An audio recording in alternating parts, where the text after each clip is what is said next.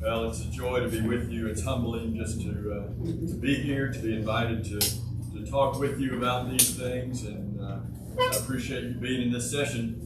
I mentioned to Michael that you got John Moore and Jeff Jenkins speaking. Those are some, you can't get better than John and Jeff to go in here, and so thank you for deciding to be here. And as Neil mentioned, this will be two parts, and what I'm going to do is the sessions are listed as teacher workshop for teens and adults, and my wife is over across the hallway, and it's titled as teacher workshop for children. But what I want to do is take these two sessions and divide them out. And what I want to talk to you about in this session, eventually we're going to do some introductory stuff first, but it's just to share with you some of what we've done in our children's education. I know that's children's education over there, but I hope we have some church leaders here. And I'd just like to share with you some things that we've done in our children's education that may be encouraging you, that none of it is mentioned to say, hey, you ought to go and do this. If anything, go and do this better than we're doing it. But just to share with you some things to think about. And then in the second session, after the break, we'll talk about more on a teen adult level on teaching those classes. I do have a handout, about 40-something page little handout that if you'll come back to the second session, can I bribe you? If you'll come back to the second session, I'll give this to you. If you can't come back to the second session, I'll give you one on your way out today. I thought about giving this to you on the front end. I've been in enough elders meetings to know that if I give this to you now, you won't pay attention to anything else that I say. So I'll give this to you on the front end of the second session. But if you can't stay for that, I'll give you one before you head out. I'm going to mention a couple things here at the beginning that are a little bit of a repeat from some things that I said when we were here back in September, but some different. But when you think about the responsibility that we have for Bible classes, for Bible education in the church, is there a need for that? Is there a need for Bible classes? Is there a need for Bible education in the church? And to ask the question is to answer the question, isn't it? Of course there is. And the reality is there has always been that kind of a need. Imagine being a Christian in the first century. Do you need Bible education? Do you need Bible teaching if you're a Christian in the first century?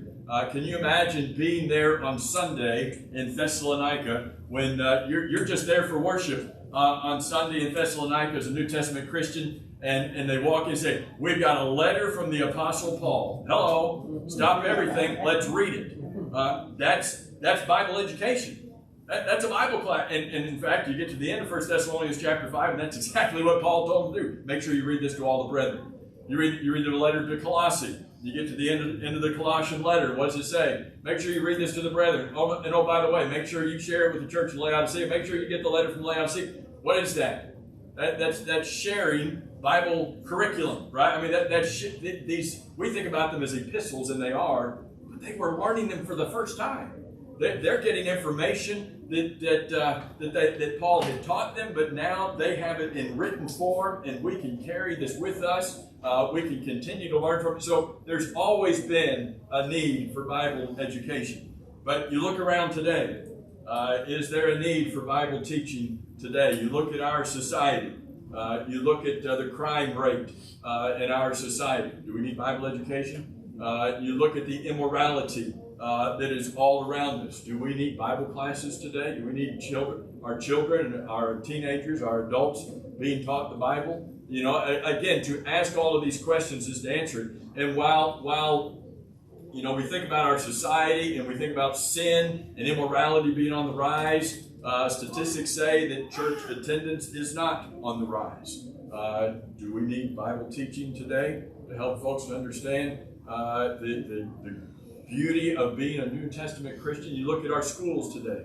Look at what's happening in schools today. Do kids need Bible teaching? Need Bible education today? And so you look at our homes.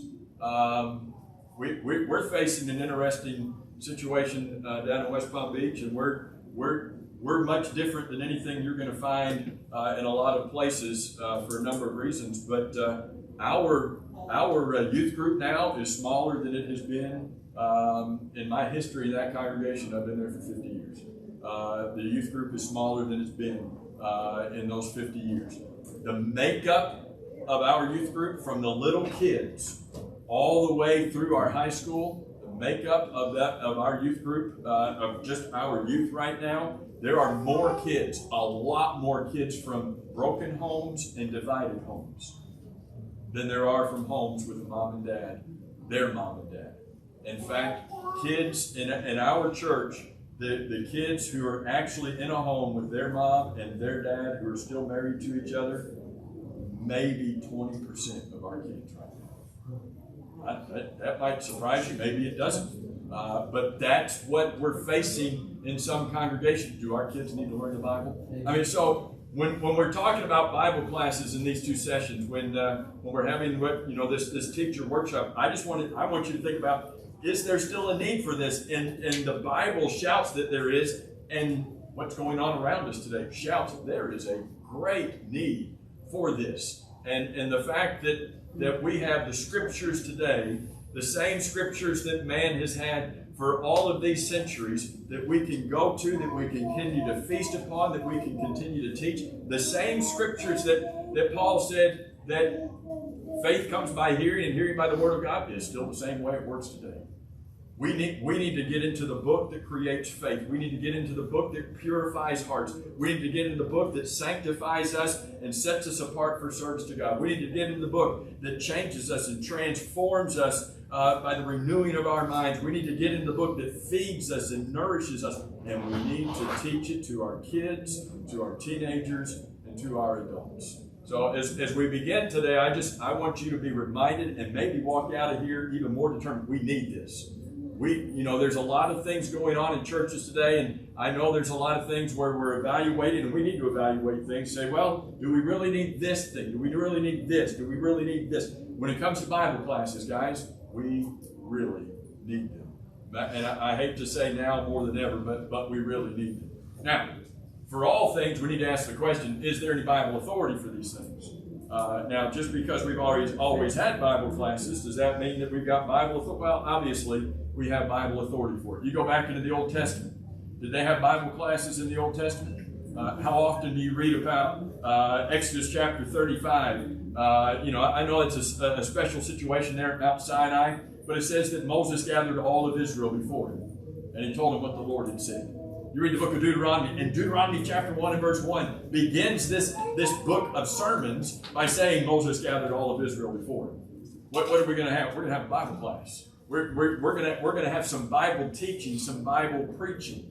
In Joshua chapter 8, you read about Joshua renewing the covenant with God's people. And what does it say in Joshua chapter 8? He gathered all of Israel before them. You know, in Nehemiah chapter 8, that Ezra gathers all of the people before him. And in Ezra chapter 8 and in Joshua chapter 8, it indicates that there were children there as well. It's not just the old folks.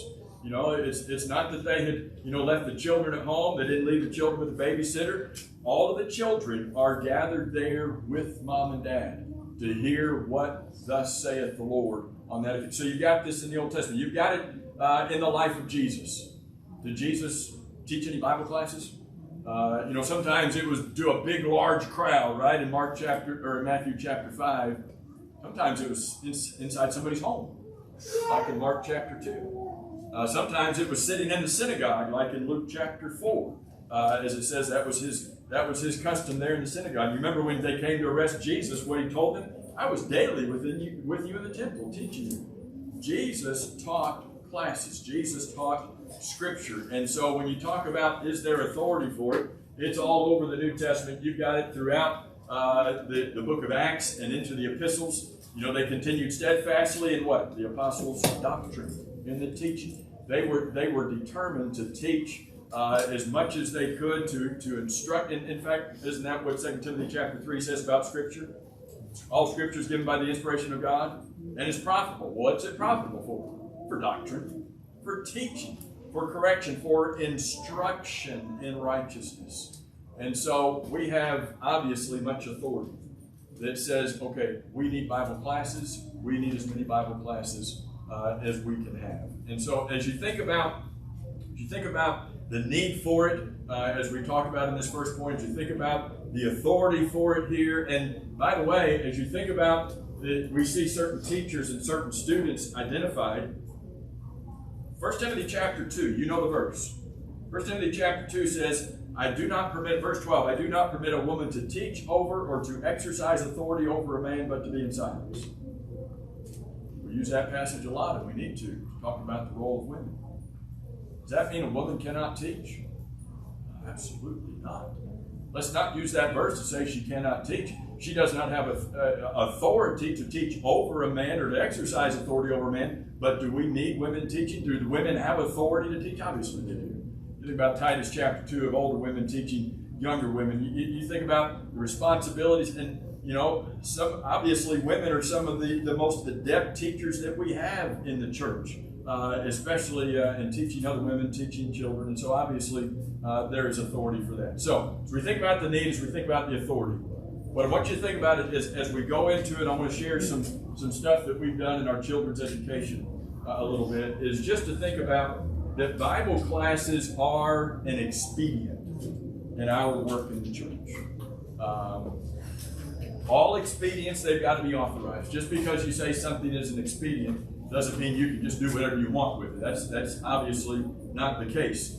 Expedients are simply aids by which we carry out whatever God has authorized us to do, whatever God's will is. That these are aids, but they've got to be authorized aids in order to carry those things out. We've got the authority. We've got the commandment to assemble.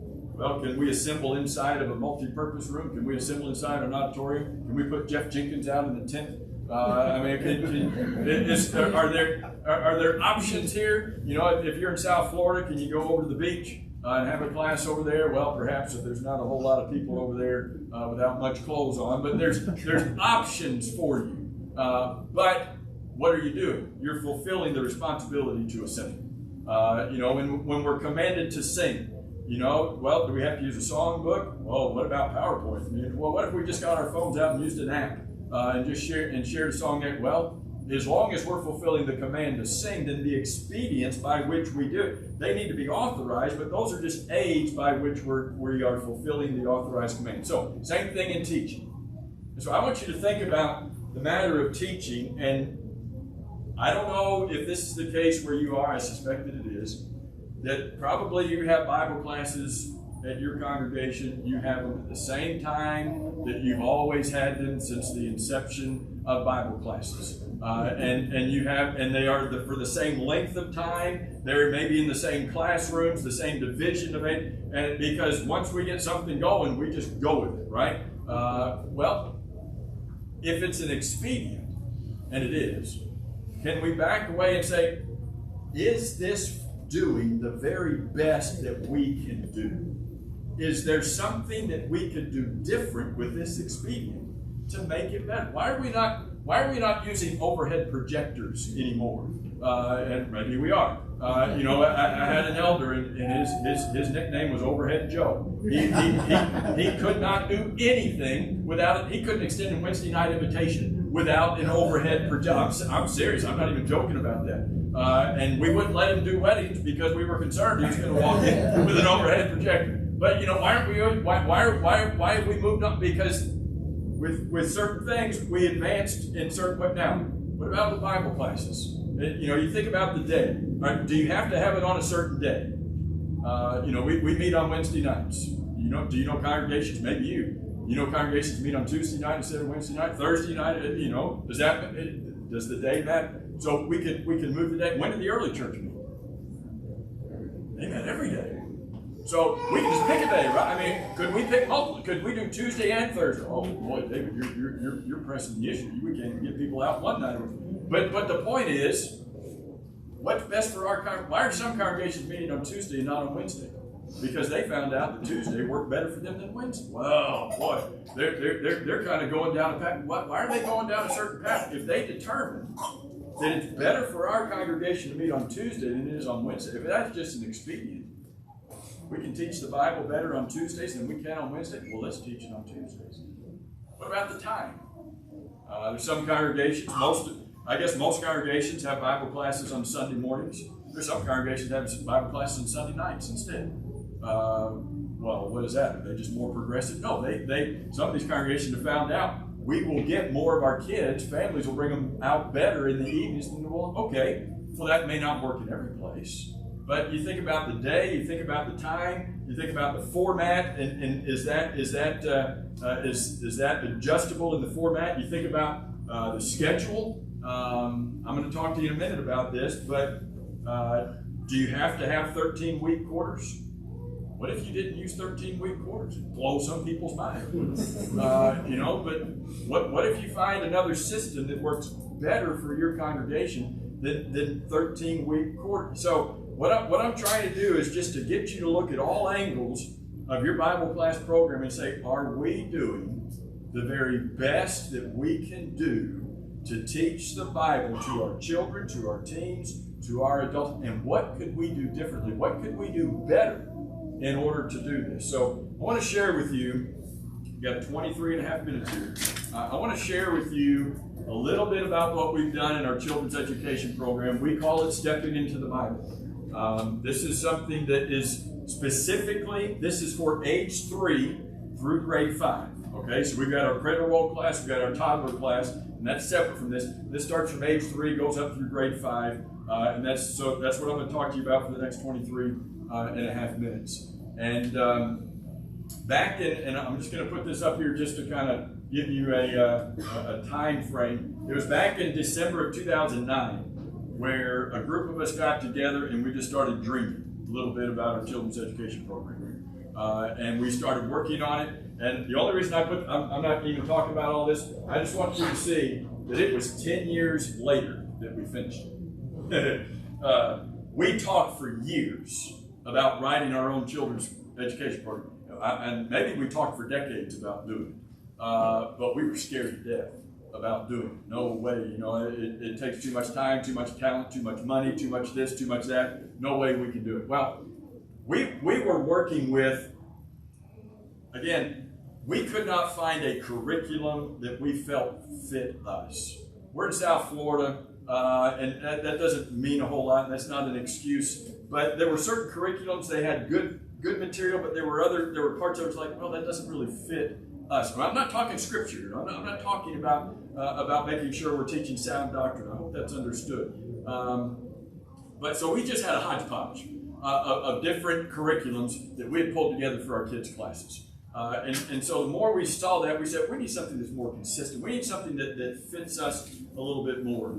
I don't mean this, and I told this to Andy yesterday, I don't mean this to come off wrong, but everything we were using, the pictures in it were from the 50s and 60s, and the pictures in it were of little white boys and girls. That didn't fit us. And so we were like, all right, what can, and so we just started dreaming, and we didn't finish it until 10 years later. So if you're sitting here thinking, no, we couldn't do it, it would take too long. Yep, it's going to take too long. 10 years is a long time. Actually, we're still massaging it a little bit. We're teaching through it right now the second time. We're about 2/3 of the way of teaching through this material second time. And as we go through, I'm still tweaking things for the teachers as we go. And so probably in about a year and a half, we'll be saying we're done finally with it. No, hopefully no more tweaking. But so if you're thinking it's a big project, yeah, it is. But I'm not even telling you that you need to write your own children's curriculum because there's plenty of good curriculum materials out there. I'm just saying, don't let the vastness of whatever project that needs to be done for your congregation, don't let the vastness of it scare you from not doing it, whether it's the kids, whether it's the teens, whether it's the adults, or whatever that might be. So let me tell you a little bit about what we were trying to do.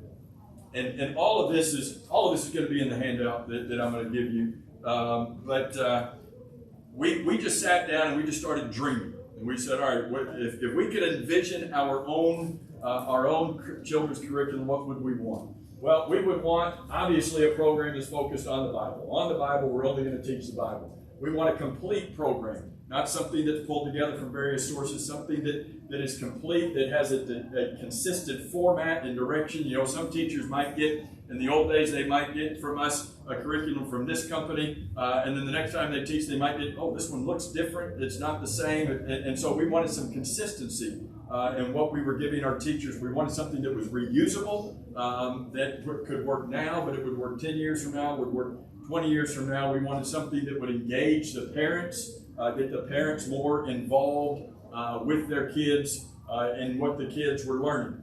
We wanted an immersive experience. We wanted our kids to be immersed in the Bible from the moment they arrived for Bible class. From the moment they started walking down the hallway to go to their class, we wanted them just immersed in a Bible setting in the sense that we are about ready to learn the Bible. And we wanted just a complete teaching resource. We wanted to take away excuses from our teachers. We wanted to be able to put something in their hands. It gave them everything they needed. Nope, you can't make. Nope, we've already given that to you. We wanted to just spoon feed. Here's everything you need to be able to walk in and to teach the class for these kids. And obviously, that was going to take a bit of work in order to achieve that. But that was our endeavor as we embarked on this idea of writing our own curriculum. So we sat down, we dreamed about it, envisioned what's it going to be, evaluated what we had. We had a great media center and one just well stocked, just well equipped, and so we had a great media center. We had a lot of great key people in place, and so we looked at what we had and said, okay, now let's put all of this together. And so we formed what we called our curriculum committee. And the curriculum committee, we sat down and all we did was open the Bible. We opened the Bible to page 1 and we just started turning. If this is going to be our curriculum, we can teach whatever lessons out of the Bible we want. And so we just sat down, and it was weeks and weeks. We got together and sat down and we're going to teach this. Obviously, you want to teach everything. Are we going to teach this? So at the end of it, we came up with 280 lessons that we said we got to have these lessons in our Bible class group. And ended up, we didn't mean for this to happen. Ended up being 140 in the Old Testament, 140 in the New Testament. I'm not sure how we ended up with even numbers there. But if you'll come back in the next session, I know some of you are going to have to leave, and so I'll give this to you anyway. But if you'll come back in the next session, I'll give you a listing of all 280 of those lessons and how they're divided out. It's just titles, but just so you can see how that was divided out. Now, as we were putting this together, something else that we decided to do was to do away with the 13-week quarter system. Some people say, yep, I thought David was just way out there in left field, and that just proved it. It didn't work for us. The 13-week quarter system, it had boundaries on it they did not work for what we were trying to do, because what we were trying to do, let me jump ahead real quick. I'm going to come back to this. I think I've got this here. What we wanted to do is we wanted our kids to walk into a creation room. And we had vacation Bible schools for several years where our people would come in to our VBS rooms and they would just deck the room. I mean, you walk into a vacation Bible. There was one where you walked in and you were inside of Jonah's fish. You were inside of the fish with Jonah. The whole room was in, and we were like, we do this for 4 nights of vacation Bible school. This is a lot of work. Why can't we have this for all of our Bible? Why are we doing this for 4 nights out of the year, not for 52 weeks out of the year? So we wanted that kind of an immersive experience for our kids. So we wanted them to walk into a creation room, not just be taught creation in a room like this with 4 walls that have nothing, but to walk in and experience that. And so what we decided to do is that the kids would spend 4 weeks in the creation room. There's 4 lessons that they're going to be taught in the creation room, and when they're done with that, they're going to rotate to the Adam and Eve room. And they're going to be 4 weeks in the Adam. You can already see how 13 weeks doesn't work. When you're talking about rotating evenly with 13 weeks, I was good at math, but I don't think that's not going to work. And so what we ended up doing is they're going to be 4 weeks here, 4 weeks here, 4 weeks here, 4 weeks here, 4 weeks here. Rotating through. Well, you add that up. Now you've got 20 weeks. So let me back up to this and just show you. So they're going to be taught in each classroom for 4 weeks. Instead of using terminology of quarter, we said, okay, that's a session. 4 weeks, we're calling that a session. 4 weeks times 5 classrooms, you got 20 weeks. We call that a semester. It's just our terminology so we know what we're talking about. It's not a college semester because they don't line up with anything else other than our schedule. But they're 20 weeks. So down that hallway, and that's another one, it's not the next one, but that's just another example to show you that down that hallway, our kids are 20 weeks in there, rotating every 4 weeks to a new room, to a new Bible setting, to learn 4 brand new lessons all together in that room. So after those 20 weeks, then we spend 2 weeks where we take the kids out of those classrooms. We take them down to a multi-purpose room. And so this is kind of, you might think this is chaotic. We take age 3 through grade 5. Age 3 through grade 5. We put them in with some blessed, wonderful volunteer teachers who had volunteered to teach for those 2 weeks, age 3 through grade 5. And the design of that is to review what they just went through. And so it's to take what they just learned and to review that with the kids. But the purpose of that is so that these classrooms for 2 weeks can be revamped.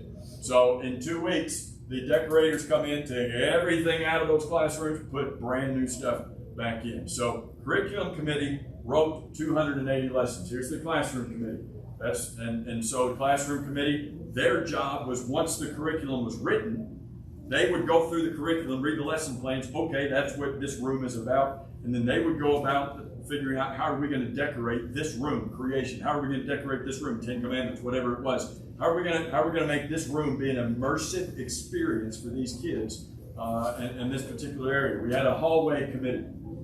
As I mentioned, we wanted from the time the kids started walking down the kids' hallway to be already, all right, this is the Bible. I'm walking into the Bible here. And so we wanted the hallway painted. We wanted by the way, this is still a work in progress even today. Haven't got quite where we want it yet. But again, and being immersed there. And then we had what we called a resources committee.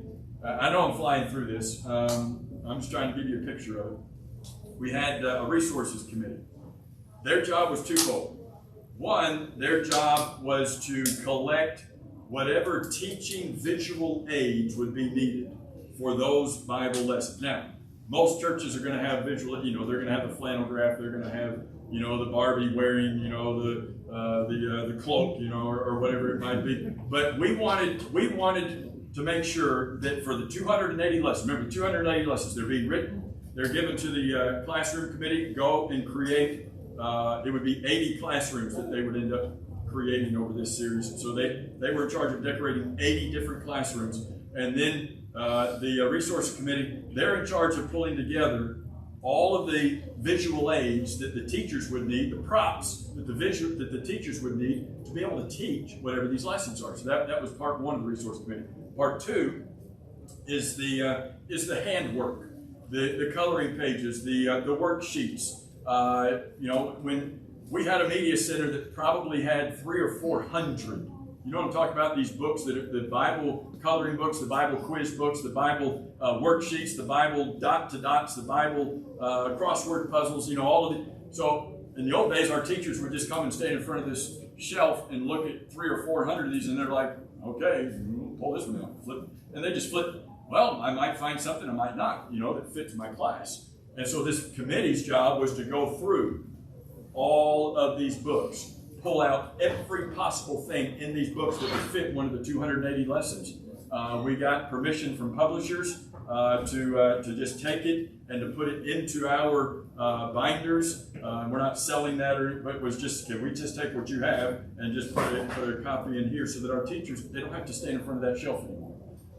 They have everything that they need provided for them to walk into the classroom. We wanted to take away all excuses possible. We wanted them to be able to walk into the classroom and essentially have everything that they needed to teach. So let me walk you through. I've been talking in words. Let me walk you through some stuff. So here's our children's class hallway. This is taken a few years ago. We've been able to add to this a little bit. But you can see that over here on the right-hand side, basically this is Garden of Eden, okay? It wraps all the way, and I'm going to show you some more pictures here. Wraps all the way down, and you come back out, and you got the empty tomb. So you got basically the story of the Bible wrapped around our hallway, from the Garden of Eden to Noah's Ark. And again, we wanted some 3D elements started. We didn't get many. We're still working on it. Obviously, you've got the paint on the lintels and the doorpost. And so that's going down one side. Here's coming back to the other side. We've got some very talented people in the church, because I couldn't do that to save anybody's life. I couldn't do that if they said, here, we'll trace it on the wall and you just come and paint it. I have zero ability in that area. But fortunately, but when our children walk in, they're already, before they even get to Bible class, they're surrounded. Our classrooms, some of them, I'll be honest, some of them are better than others. And you would expect that, because some Bible settings are easier to visualize and decorate, perhaps, than others.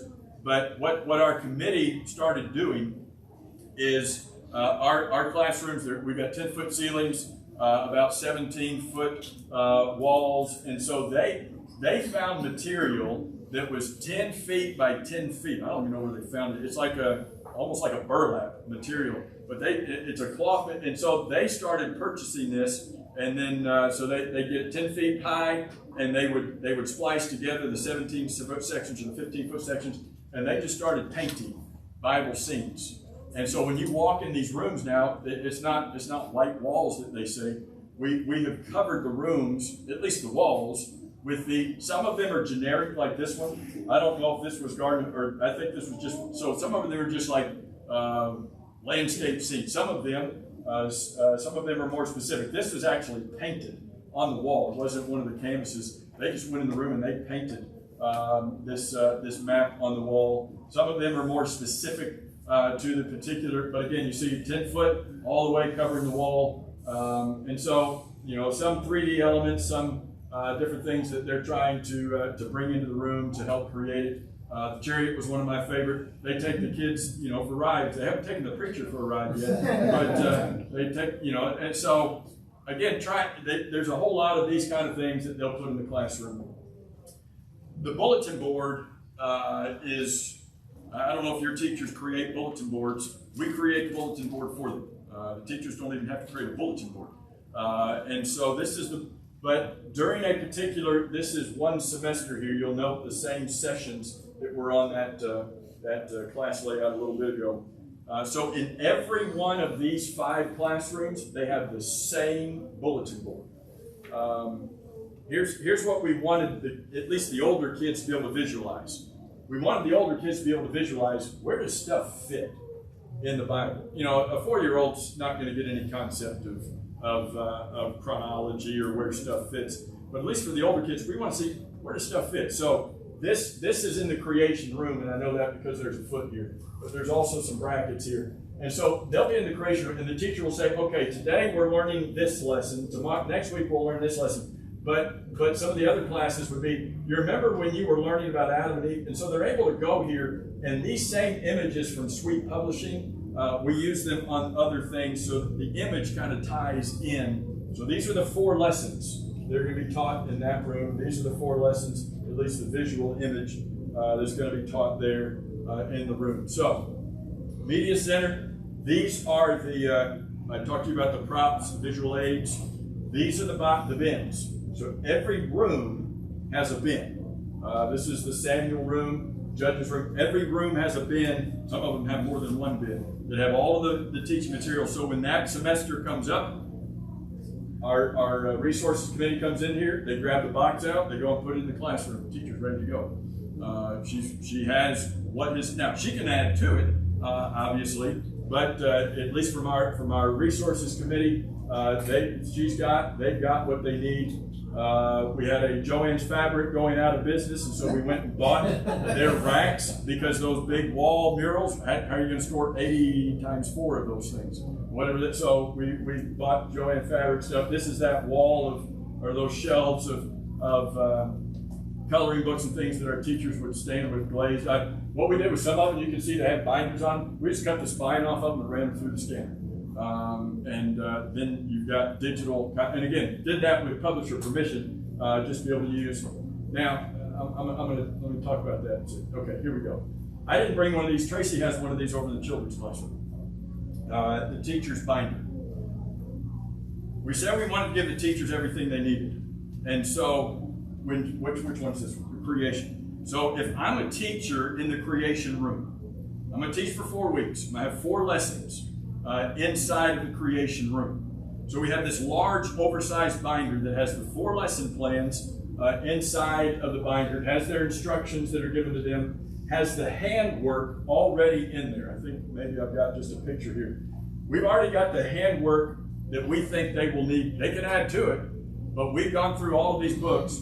We've got it divided by beginner level, just coloring pages, just simple things for little kids. We've got intermediate level for the kindergarten, first graders, and then we've got kind of the older, the advanced level kind of materials. But all of that is in these clear plastic sheet protectors, where all a teacher has to do is walk over to the copy machine, slap that down the copy machine, make the copy, put it back in the binder, ready to go.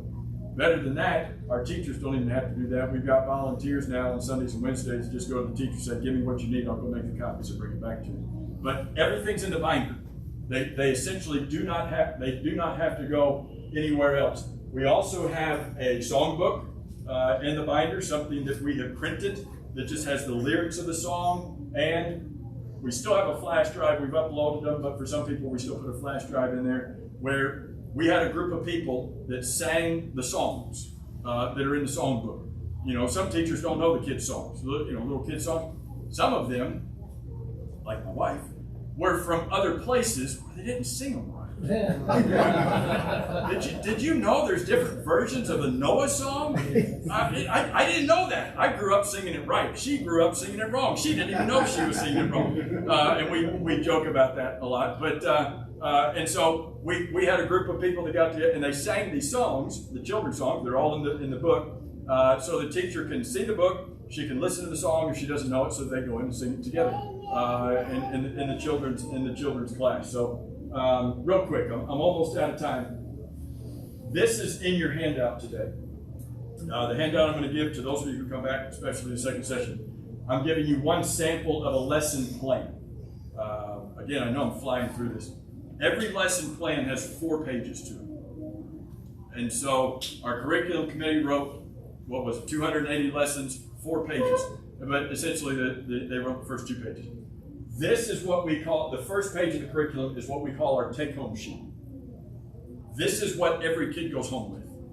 So mom and dad know everything that they learned in Bible class that day. It has the objective that the teacher's supposed to, this is what this class is about, has the scripture reference that's being used for this, has the memory verse for this, has key lesson facts, anywhere from 7 to 10 lesson facts. We want to make sure these kids know. It's like Bible Bowl kind of questions, and so there's review questions where the teacher, but especially mom and dad, can just say, where was Jesus when the storm arose? Mom just asked that question. If mom doesn't know the answer, all she has to do is come up here to number 4 and see the answer.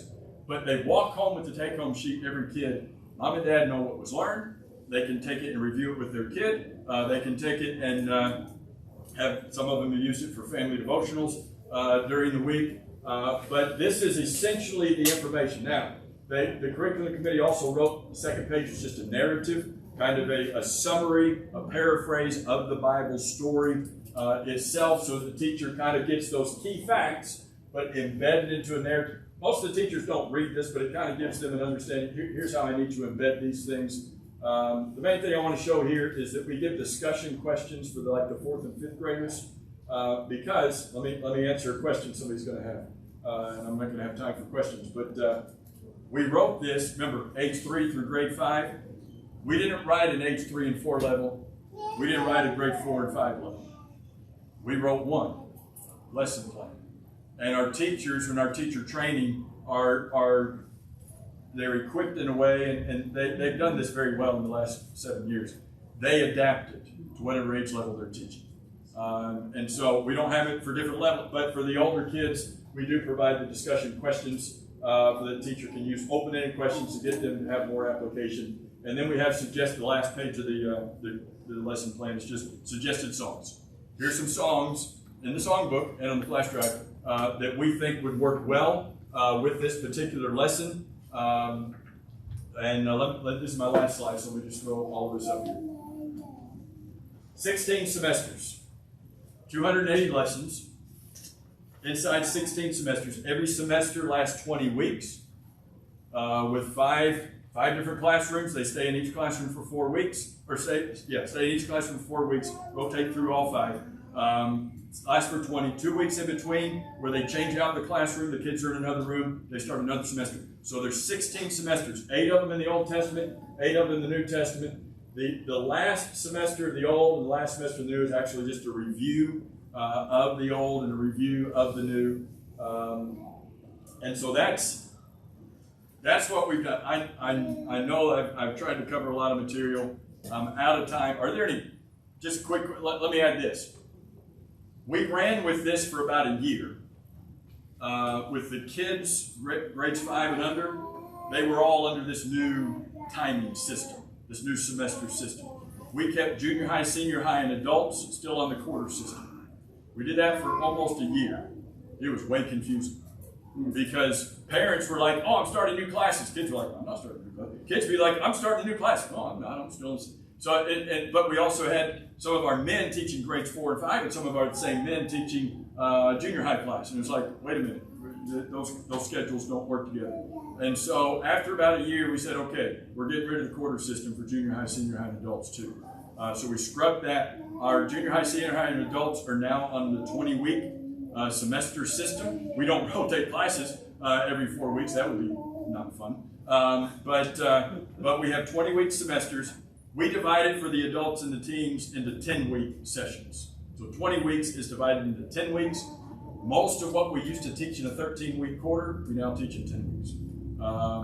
Some of what we used to teach in a 13-week quarter, these are the ones I like. Some of the ones we used to teach in a 13-week quarter, we now teach over 20 weeks. And we have a lot more flexibility in what we do there. So that's sometimes a question that's asked, is what are you doing up there? We had to divide it so that at least the timing can match up. During the 2 weeks in between, when all the little kids are together in another room, during those 2 weeks, junior high, senior high, and adults are all in the auditorium Sunday morning and Wednesday nights for intergenerational Bible class, where we're all together in the same room at Bible class together for 4 weeks. So, yes, sir. So do you do a different lesson on Sunday and then on Wednesday, so it would take you 140 weeks to get through the whole? Good question. On the children's curriculum? Yeah. Good question. The way we wrote this is they're in the classroom for 4 weeks. We provide them with 4 lessons. Generally Sunday morning they are teaching the lesson. And then on Wednesday nights, Wednesday nights we designed it to be a review session of what they learned on Sunday morning, and they're doing it in different ways. Some of them are doing it with some type of media. Some of them are doing it. They're using some kind of a game system. Some of them are doing it with bringing in some special crafts. A lot of times they are reteaching, reviewing the lesson in the first part on Wednesday nights, and then they're doing some kind of activity, either individually in their room or maybe with multiple rooms together. But that's been a difference. Is they're mainly teaching Sunday mornings, a little review on Wednesday nights, and then some kind of activity to review that. So good question. That's always asked. Yes, sir. What do you think the minimum number of people for each committee would be to be effective and attainable? For each of the planning committees? Well, on our curriculum committee, we had sitting around the room going through the Bible page by page. I think we had about 6 people in the room doing that. We had 3 people writing. So 6 people kind of decided, 3 people were writing. In the classroom committee, there were 3 people. There were 3 people who designed all of that. Hallway committee, it was 2 or 3. So low numbers. I would encourage you to get more. I mean, they were utilizing some other folks, but the main people that were in charge and doing the bulk of the planning on it was just those few numbers. So good question. Do you have follow-up? Yes. Follow up that, you obviously had to have an editor. Some people write differently. Yeah. You write differently than me, but somebody's Yeah. got to edit it so there's consistency throughout all this. Yep, you do. Somebody's editing, that's probably you. Not fun. Hurt somebody's feelings occasionally, don't you? Pardon? You hurt somebody's feelings. Oh, of course. Well, yes, of course. occasionally. Any other, guys, I know this is just a gob of information, and let me say this again. I'm not putting this up here to say, you all ought to go do this. Not at all. It's just to spark some thoughts and say, what does your congregation need in Bible classes? Are you doing the best that we can do to fit what your congregation needs? And that's all I want to do. Next session, completely different, but we've got to take breaks on the way.